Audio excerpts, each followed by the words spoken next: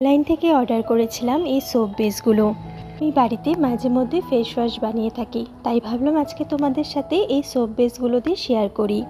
আমার স্কিন যেহেতু ভীষণ সেনসিটিভ, বাইরের কোনো রকম ফেস ওয়াশ আমার শ্যুট করে না, তার জন্য আমি মাঝে মধ্যে এইভাবে ফেস ওয়াশ বানিয়ে থাকি। ভাবলাম আমার মতো যাদের সেনসিটিভ স্কিন তাদের জন্য হয়তো বা ভীষণ হেল্প করবে। আজকে আমি কেশর দিয়ে বানাবো এই ফেস ওয়াশটি। দুধের মধ্যে এই রোস্ট করা কেশরটা দিয়ে দিলাম। আমি কেশর সবসময় এভাবেই রোস্ট করি। আমি শুনেছিলাম ডিরেক্টলি কেশর রোস্ট করলে সেটার গুণাগুণ নাকি চলে যায়।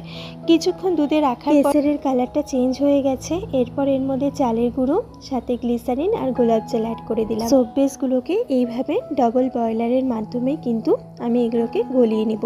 প্রথমে গরম জল আমি ফুটতে দিয়েছি, তার মধ্যে ছোট্ট বাটি রেখেছিলাম। এরপর যে মিক্সারটা আমরা বানিয়ে রেখেছিলাম সেই মিক্সারটা এর মধ্যে আমি অ্যাড করে দিলাম। দিয়ে এটা কিন্তু পুরোপুরি কিন্তু তৈরি হয়ে গেছে।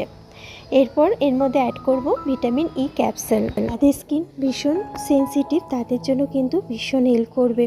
স্কিনকে নারিশিং বানাবে, সাথে স্কিনে আলাদা একটা গ্লোয়িং তো আনবে, আর তোমাদের স্কিনকে উজ্জ্বল করবে। মাঝে মধ্যে এইভাবেই সোপ বেস ফেস ওয়াশ বাড়িতে বানিয়ে ব্যবহার করে থাকি, আর এটা কিন্তু পুরোপুরি কেমিক্যাল ফ্রি। পর এটা কিন্তু 10 থেকে 15 মিনিট পর একদম রেডি হয়ে গেছে। চাইলে এটা কিন্তু তোমরা বাইরেও রাখতে পারো। এবার আমি এটা তোমাদেরকে ব্যবহার করে দেখাবো। এই সোপ বেস ফেস ওয়াশ যেহেতু কেমিক্যাল ফ্রি, তাই স্কিনের জন্য কোনো রকম হার্মফুল না। আজকের এই ভিডিওটা তোমাদের ভালো লাগলে অবশ্যই শেয়ার করো।